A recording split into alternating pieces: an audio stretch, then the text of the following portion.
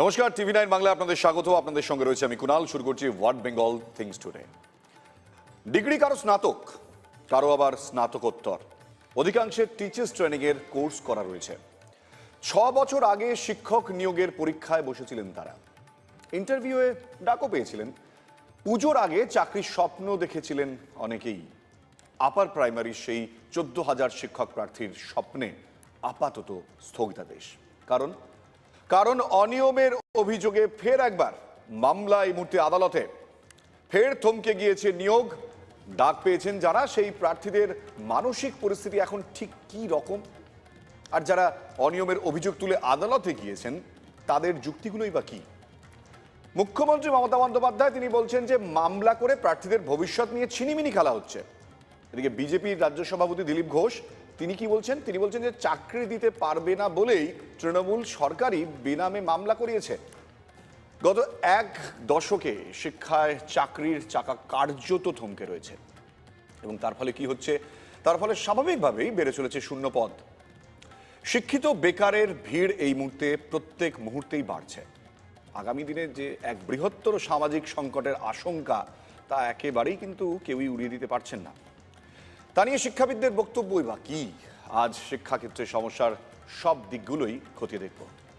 আমাদের আজকের যে বিষয় রয়েছে তা আপনাদের সামনে আমরা তুলে ধরবো। আজকের বিষয় হচ্ছে অনিয়মের অভিযোগ, থমকালো নিয়োগ, অনিশ্চিত হাজারো শিক্ষক প্রার্থীর ভবিষ্যৎ। এহেন যখন পরিস্থিতি, তখন যদি আমরা একটুখানি চোখ রাখি যে গোটা ঘটনাটি ফের একবার স্থগিতাদেশ কেন, কোন পর্যায়ে দাঁড়িয়ে অভিযোগগুলো উঠে আসছে।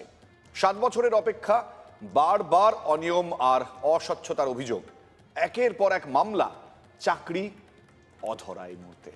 উচ্চ প্রাথমিকে চাকরি প্রার্থীদের হয়রানির যেন কোনো শেষ নেই। পুজোর আগেই চাকরি হবে বলে আশ্বাস দিয়েছিলেন মুখ্যমন্ত্রী, আর মামলার গেরোয় সে আশায় আবারও জল পড়ে গিয়েছে। কাল আবার কি বলে আদালত, এই মুহূর্তে সেই অপেক্ষায় রাজ্যের হাজারো কর্মহীন তরুণ তরুণী। 6 মাসে দুবার আদালতের নির্দেশে আবার আটকে গেল উচ্চ প্রাথমিকে শিক্ষক নিয়োগ প্রক্রিয়া। হোঁচট খেল প্রায় 14,500 তরুণ তরুণী সরকারি চাকরি পাওয়ার আশা। আর দুবারই প্রার্থীদের নামের তালিকা নিয়ে উঠল অস্বচ্ছতার অভিযোগ।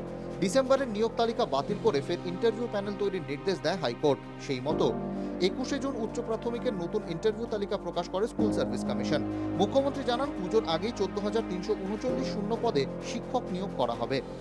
ইন্টারভিউ তালিকায় প্রার্থীদের নামের পাশে তাদের প্রাপ্ত নম্বর উল্লেখ করেনি স্কুল সার্ভিস কমিশন। কেউ কম নম্বর পেয়ে ইন্টারভিউর জন্য ডাক পেলেও বেশি নম্বর পেয়ে অনেকে ডাক পাননি বলে অভিযোগ ওঠে। হাইকোর্টের বিচারপতি অভিজিৎ গঙ্গোপাধ্যায় নতুন ইন্টারভিউ তালিকায় অন্তর্বর্তী স্থগিতাদেশ দিয়েছেন। আদালতের পর্যবেক্ষণ, প্রাথমিকভাবে প্যানেল প্রকাশে অস্বচ্ছতার অভিযোগে সারবত্তা রয়েছে বলে মনে হওয়াতেই এই নির্দেশ। তবে স্কুল সার্ভিস কমিশন সূত্রে দাবি করা হয়েছে, যারা ইন্টারভিউ নেবেন তারা যাতে প্রভাবিত না হন সেজন্যই প্রার্থীদের নামের পাশে নাম্বার উল্লেখ করা হয়নি। তাছাড়া ইন্টারভিউ তালিকায় প্রার্থীদের নাম্বার থাকতে হবে এমন কথা এসএসসি আইনে বলা নেই। শুক্রবার হাইকোর্টে ফের শুনানি, তবে বারবার অস্বচ্ছতার অভিযোগ আর মামলার গেরোয় ধৈর্যের শেষ সীমায় প্রার্থীরা। 2014 সালে উচ্চ প্রাথমিকে শিক্ষক নিয়োগের বিজ্ঞপ্তি বের হয়। 2015 আগস্টে পরীক্ষা হয়, পরের বছর সেপ্টেম্বরে ফল বেরোয়। 2018 জুনে শুরু হয় ইন্টারভিউ, পরের বছর অক্টোবরে বেরোয় নিয়োগ তালিকা। সেখানে নাম ছিল 24,707 জনের। নম্বর দেওয়া ও শূন্যপদ ঘোষণায় অনিয়মের অভিযোগে হাইকোর্টে মামলা হয়। গত বছর 11ই ডিসেম্বর বিচারপতি মৌসুমী ভট্টাচার্য নিয়োগ তালিকা খারিজ করে দেন। নির্দেশ দেন 10ই মের মধ্যে নতুন ইন্টারভিউ তালিকা প্রকাশ করতে হবে। ইন্টারভিউর পর 31শে জুলাইয়ের মধ্যে চূড়ান্ত তালিকা প্রকাশ করে নিয়োগের সুপারিশ করবে এসএসসি। নির্বাচন ও কোভিডের কারণে ইন্টারভিউয়ের তালিকা প্রকাশ করতে কমিশনের প্রায় 1 মাস দেরি হয়। সেই তালিকা প্রকাশ হতেই আবার মামলা। নানা অভিযোগে গত 7 বছর ধরে নিয়মিত যা হয়ে এসেছে। হয়রানির শেষ কবে? চাকরির বয়স পেরিয়ে যাওয়া নিয়ে অনেকে চিন্তায়। একটা চাকরির জন্য আর কতদিন অপেক্ষা করতে হবে? প্রশ্ন অনেক, উত্তর কই? Bureau report, TV nine Bangla.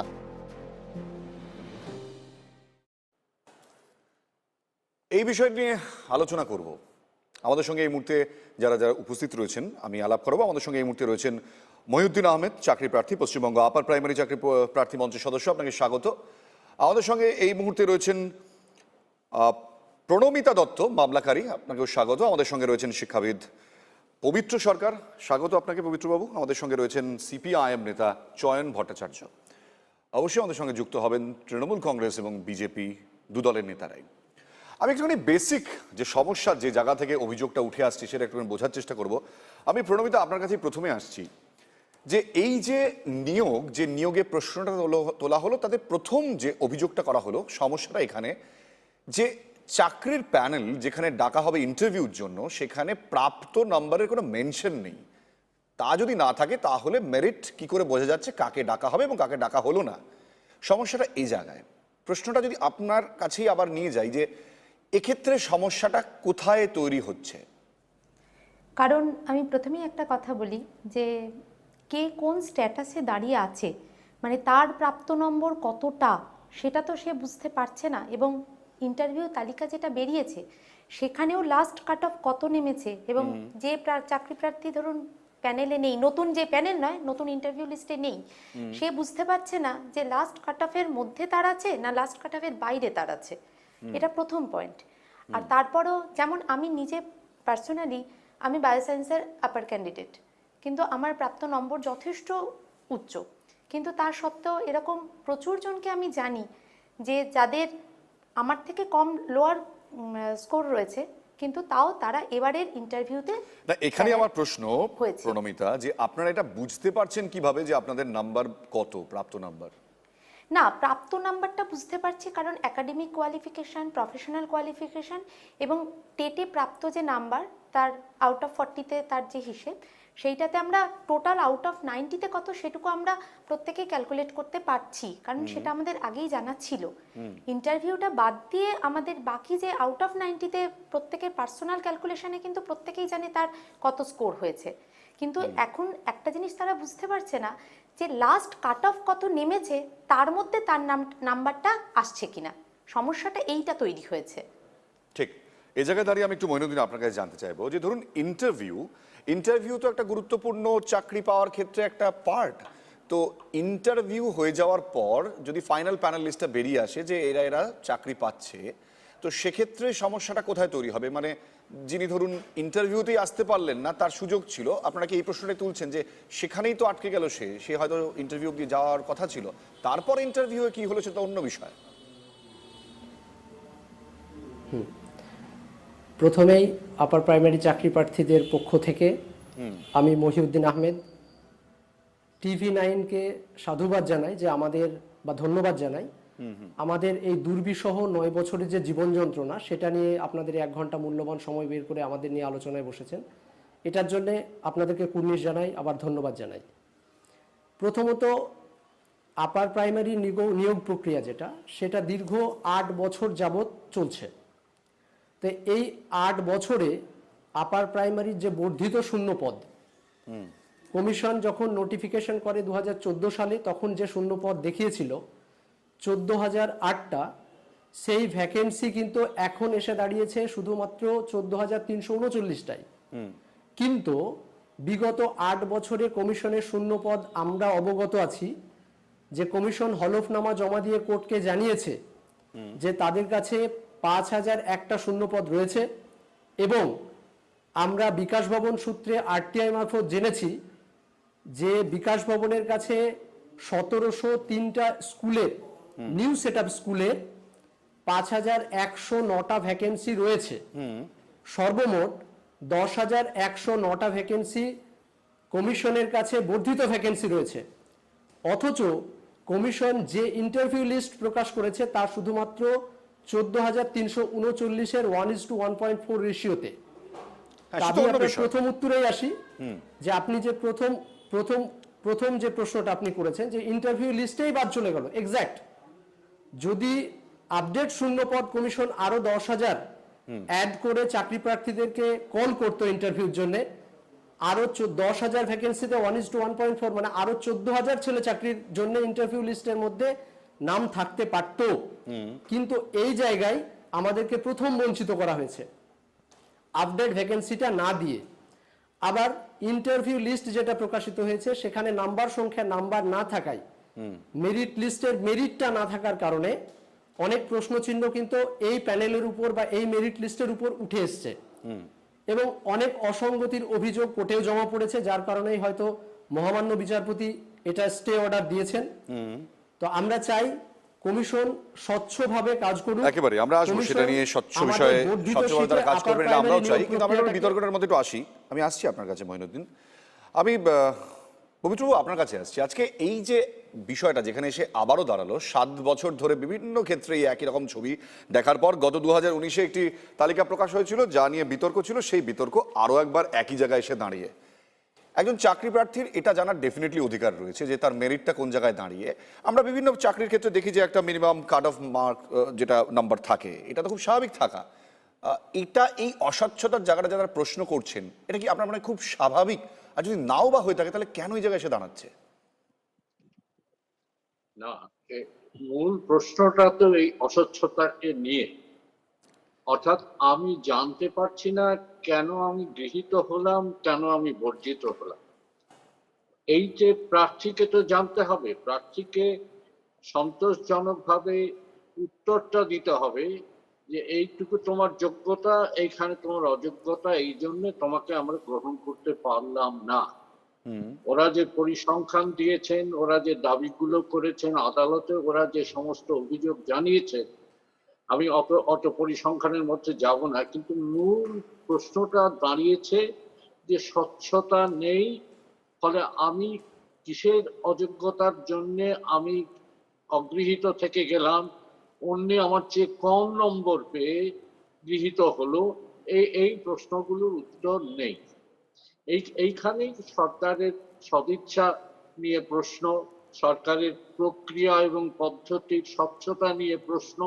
এই প্রশ্নের সন্তোষজনক উত্তর যতক্ষণ পর্যন্ত না পাওয়া যাচ্ছে ততক্ষণ পর্যন্ত এই প্রার্থীরা এবং সাধারণভাবে এই প্রার্থীদের পেছনে সমস্ত বাঙালি নাগরিক খুব আগ্রহ নিয়ে অপেক্ষা করছে। একেবারে পবিত্রবাবু, এক্ষেত্রে একটা প্রশ্ন আপনার কাছে, যদি কম্পারেটিভলি দেখি যে এই ধরনের এক্সামিনেশনের ক্ষেত্রে যেখানে একটা মানুষের জীবনে তার চাকরি নির্ভর করছে, যে পড়াশুনো তিনি এতদিন ধরে করেছেন সেখানে দাঁড়িয়ে বা তিনি তার এই চাকরি বহুদিনের একটা আকাঙ্ক্ষা, একটা চাকরি তিনি পাবেন এই পরিস্থিতির মধ্যে, সেক্ষেত্রে অন্যান্য ক্ষেত্রে যে চাকরি পরীক্ষাগুলো হয় আপনি যদি কম্পারিজনে যান, এটা কি সত্যি একটা বড় অস্বচ্ছতার জায়গা? না, সেটা হতেই পারে যে নানা জায়গায় অস্বচ্ছতা ইচ্ছে করেই রাখা হয়, কিন্তু তবুও এরা তো একটা হিসেব করতে পারেন। এই যে করলেন যে তাদের পরীক্ষাতে প্রাপ্ত নম্বর এবং তার ভিত্তিতে কতটা নম্বর, তার কত পার্সেন্টেজ, এরা হিসেব করেন, সব করে এটা একটা অনুমানের জায়গায় পৌঁছতেই পারে। এবং অনুমান থেকে কখনো কখনো এরা নম্বর জানতেও পারে। তার ফলে এই স্বচ্ছতা একটা বড় জায়গা আছে বলে আমি মনে করি। অন্ততপক্ষে এই আদালতের আইনসঙ্গত যে জটিলতা, সেই জটিলতাকে এড়ানোর জন্য সরকারের চেষ্টা করা উচিত ছিল যে একটা স্বচ্ছতা, এদের কাছে একটা উত্তর দেবার এই দায়বদ্ধতাটা সরকারের থাকা উচিত, বিশেষ করে শিক্ষার ক্ষেত্রে। কর্পোরেট এখানে কি হয় আমি জানি না, শিক্ষার ক্ষেত্রে এই স্বচ্ছতাটা থাকা দরকার বলে আমি মনে করি। এবং তাই নিয়ে যত সমস্যা, যত এই 7 বছর ধরে এরা ভুগছে, এরা রাস্তায় নেমেছে, এরা ঝড় বৃষ্টিতে অবস্থান করেছে, অনশন করেছে, তার পরেও এই যে জায়গাটা খুব ঠিক পবিত্রবাবু, কারণ এখানে আরেকটা প্রশ্ন তো উঠে আসছে, আমি আপনার কাছে এই বিষয়টা নিয়ে পরে জানতে চাইবো যে এক্ষেত্রে বারবার বলা হচ্ছে যে বহু বিদ্যালয় এই মুহূর্তে শূন্যপদ পড়ে রয়েছে। শুধুমাত্র শিক্ষকদের তো বিষয় নয়, এটা ছাত্রছাত্রীদের ভবিষ্যতের তো প্রশ্ন। আমি এটা নিয়ে আপনার কাছে আসবো। আমি একটুখানি এই বিষয়টা রাজনৈতিকভাবে, যেহেতু এটা নিয়ে একটা ডামাডোল শুরু হয়েছে, আমাদের সঙ্গে এই মুহূর্তে যোগ দিয়েছেন তৃণমূল কংগ্রেসের নেতা অরূপ চক্রবর্তী। আপনাকেও স্বাগত। অরূপ, আমি আপনার কাছে আসবো, তার আগে আমি একটুখানি চয়নদা আপনার কাছে যাব।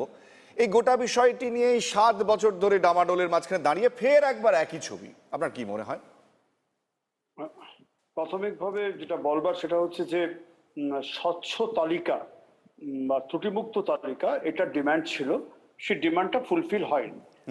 আমি যতদূর মনে পড়ছে আমার 2020 সালের 12 তারিখ বোধহয়, 12 সেপ্টেম্বর বোধহয় এই রায়টা, মামলাটার রায় মাননীয় বিচারপতি মৌসুমী ভট্টাচার্য তিনি বলেন যে একটা নির্দিষ্ট ভাবে স্বচ্ছ তালিকা আপনারা নিয়ে আসুন, তারপর রিক্রুটমেন্টটা ঠিকভাবে হোক। সমস্যা নেই, সেখানে এটা দেওয়া যেতেই পারতো। যেভাবে এই ডিমান্ড করছেন আমাদের তরুণ প্রজন্মের নাগরিকরা, তার চাকরি প্রার্থীরা, তারা শিক্ষিত যুবক যুবতী, তারা বলছেন যে একটা স্বচ্ছ নিয়োগ পদ্ধতির মানবতা আমাদের আসতে চাই, আমাদের কোনো অভিযোগ নেই। এরা তো কেউ তো আর সাধ করে বিপদ পাবেন না নিজের, স্বাভাবিক কারণে এদের যে স্যাটিসফ্যাকশনের জায়গাটা সেটা না, যদি মোটিভটা কি না- আপনার, কি মানে মোটিভটা কি? দেখুন, স্বচ্ছতার অভাব তো একটা কারণ আছে। নিয়োগে স্বচ্ছতার অভাব, যেটা মঈনুদ্দিন বললেন, যেভাবে আসল সংখ্যাটা, মানে আসন যে শূন্য পদের সংখ্যাটা যেভাবে ফ্লাকচুয়েট করেছে, আরটিআই এর যে জবাবটা এরা পেয়েছেন, সেটা যদি সংবাদ মাধ্যমের কাছে স্বচ্ছভাবে প্রথমেই থাকে, তাহলে আপনাদের আলোচনা করতে সুবিধা হয়। আমার মনে হয় এক্ষেত্রে, আমি রাজনৈতিক কোনো ডামাডোলের মধ্যে যেতে চাইছি না, কিন্তু এটাও ঘটনা যে গত 2011 থেকে 2021, এই 10 বছরের মধ্যে চাকরির, সরকারি চাকরি বা বিদ্যালয়ের চাকরি যেটাই বলি, সেখানে কিন্তু খুব বড় সমস্যা তৈরি হয়েছে।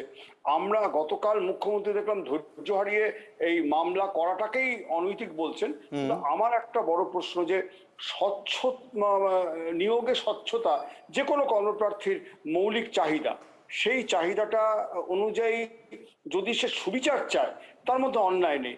আমি অনুরোধ করব আগামী দিনে শিক্ষা দপ্তরকে, মুখ্যমন্ত্রী নিজের নির্দেশ দিয়েছেন শিক্ষা দপ্তরের আধিকারিকদের, বলছেন যে উকিলের বদলে আপনারা অ্যাপিয়ার হয়ে মামলার আপনাদের যুক্তিগুলো দেখান।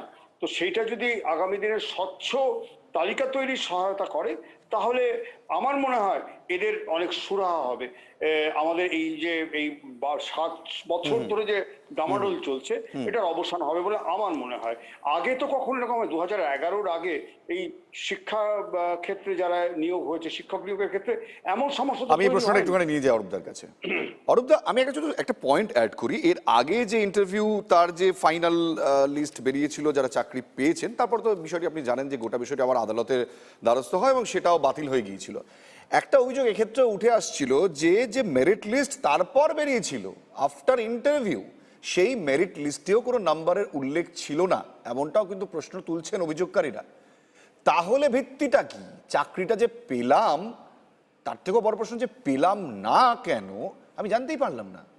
এটা কি অস্বচ্ছতা নয়? এটাই প্রশ্ন তোলা হচ্ছে। না না, মূল সমস্যাটা হচ্ছে অন্য জায়গায়। মূল সমস্যা হচ্ছে, দেখুন, এই যে চয়নবাবু বলছিলেন, চয়নদা অনেকগুলো কথাই সঠিকভাবে ব্যাখ্যা করলেন, কিন্তু চয়নদা বারবারই বলছেন 2011-র পর থেকে যখনই হচ্ছে তখনই নিয়োগ প্রক্রিয়া নিয়ে একটা সমস্যা হচ্ছে। আসল সমস্যাটা হচ্ছে মানসিকতার। সমস্যাটা হচ্ছে যখনই সরকার কোনো নিয়োগ প্রক্রিয়া করতে চাচ্ছে, তখনই যারা নিয়োগের জন্য অপেক্ষারত, এই বাংলার যুব মানুষ, যুব প্রজন্ম, তাদের যেন তেন প্রকারে যাতে সরকার বিরোধিতার অভিমুখটা বজায় রাখে, তার জন্য বিভিন্নভাবে মামলার মাধ্যমে নিয়োগ প্রক্রিয়াকে ডিলে করা হচ্ছে। এটা আজকের ঘটনা নয়, একাধিকবার ঘটছে। 2020 সালের মামলার অবজারভেশন ছিল যে ক্যান্ডিডেটের ডিটেলস পাবলিশ করতে হবে মে মাসের একটা নির্দিষ্ট সময়ের মধ্যে। সেখানে কোথাও মার্কসের ডিটেলস পাবলিশ করতে হবে এরকম কোনো গাইডলাইন দেওয়া ছিল না, যদিও সেইটার ভিত্তিতেই এই পরীক্ষার্থীরা, মামলা যারা করেছেন তারা গিয়ে আদালতে গিয়েছেন এবং ইনজাংশন গিয়েছে। আগামী জুলাই মাসে সেটার রায় আসবে, সেটা নিয়ে নিশ্চিতভাবে, যেহেতু কোর্টের বিচারাধীন বিষয়, সেই বিষয়ে আমি মন্তব্য করছি না। কিন্তু আমার বক্তব্য খুব পরিষ্কার। 2020 সালেও যখন এই ঘটনা ঘটেছিল, তখনও আমরা দেখেছি, বা এর আগে যখন মার্কস পাবলিশ হয়েছে তখনও দেখেছি মামলা হয়েছে। আজকে আপনি বলছেন মার্কস কেন দেওয়া হয়নি, তখন আজকে যে মার্কস দেওয়া হয়নি, সেক্ষেত্রে কমিশন যেটা বলছে, পর্ষদ যেটা বলছে, যে তাতে একটা প্রভাবিত হওয়ার একটা চান্স থাকে নিশ্চিতভাবে, তার জন্য তারা মার্কসটা পাবলিশ করেননি। এবং আগামী দিন কোর্টে সেটা বিচারাধীন বিষয় রয়েছে, কোর্ট সেটা ডিসাইড করবে। আমি সেই কারণেই কিন্তু এই পয়েন্টটা আপনার কাছে তুলেছিলাম অরূপদা, যে ইন্টারভিউ এর পরেও কিন্তু মেরিট লিস্টে নাম্বার প্রকাশ করা হয়নি। আমি বিষয়টাকে প্রণমিত আপনার কাছে আসবো, যেটা অরূপদা বলছেন বা যেটা এসএসসির পক্ষ থেকে বলা হয়েছে, যারা ইন্টারভিউ নেবেন তারা যাতে প্রভাবিত না হন সেই কারণে এই তালিকার নাম্বার ব্যবহার দেওয়া হয়নি। এমনকি এসএসসির আইনেও এই নাম্বার দেওয়ার কথা বলা হয়নি। কি বলবেন আপনারা? নাম্বার দেওয়ার কথা বলা হয়নি, কিন্তু ইন ডিটেল বলার ছিল, এবং সেখানে আমার এই মুহূর্তে গেজেটের পেজটা মনে নেই, তো ওখানে কিন্তু ছিল যে নাম্বার মার্কসও দিতে হবে, শুধুমাত্র ডেট অফ বার্থ দিয়ে দিলাম, তার নাম দিয়ে দিলাম, এটা কিন্তু নয়। আর তার থেকেও বড় কথা, যে কারণে লাস্টলি মানে 20 সালের 11ই ডিসেম্বর, যে কারণে মাননীয় বিচারপতি আমাদের মেরিট লিস্টটা ক্যান্সেল করেছিলেন, তো ওখানে যে টেট মার্কস ছিল, একাডেমিক এবং প্রফেশনাল এটা কি সার্বিক ওয়েটেজ?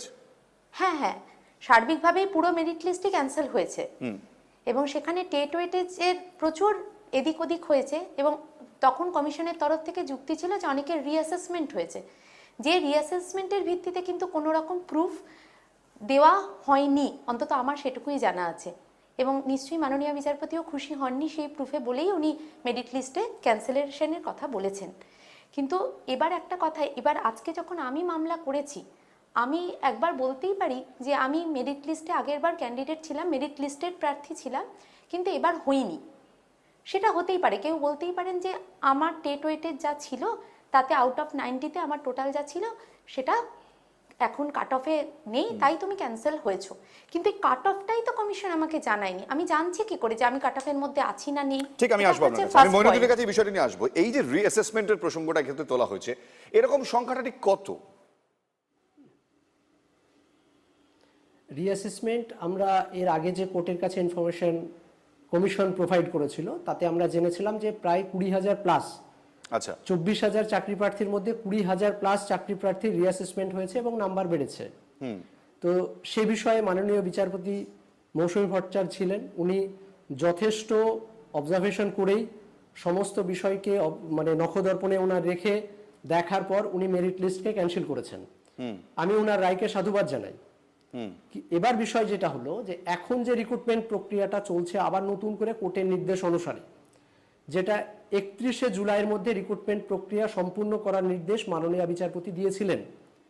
আবার যে ইন্টারভিউ লিস্ট প্রকাশিত হয়েছে সেখানে ভ্যাকেন্সি বাড়েনি। দ্বিতীয় কথা হলো সেখানে আমার সহপাঠী যেটা বললেন যে কাট অফ মার্কস না থাকার কারণে আমরা কিন্তু নিজে জানতে পারছি না যে এক্স্যাক্ট লাস্ট কাট অফ কত হয়েছে বা আমি প্রকৃত যোগ্য ছিলাম কিনা। আলটিমেট যদি লাস্ট কাট অফটা প্রকাশ করা হতো তাহলে অন্তত আমার টোটাল স্কোর একাডেমিক প্লাস করে আমি জানতে পারতাম যে আমি টোটাল কাট অফের মধ্যে আসতে পারিনি, তাই আমি বাদ গেছি। এই জায়গাটাই আবার আচ্ছা। যখন এখন যে বিচারপতি স্টে দিয়েছেন তাতেও কিন্তু অনেক অসঙ্গতির অভিযোগ বুঝতে পেরেছি। সেই অসঙ্গতির বিষয়গুলো নিয়ে ফিরবো, দিয়েছে। আমি আবারও আপনাদের কাছে ফিরবো। এই মুহূর্তে আমাদের সঙ্গে যোগ দিয়েছেন বিজেপি নেত্রী কেয়া ঘোষ, আপনাকে স্বাগত। আমি আসবো কেয়া দিয়ে আপনার কাছেও, কিন্তু এই মুহূর্তে আমাকে একটা বিরতি নিতে হবে। বিরতির পর যে বিষয়গুলো নিয়ে আসবো, যে শিক্ষিত বেকারের যে মিছিল তা বাড়ছে, সেটা কি সামাজিক সংকট তৈরি করতে পারে?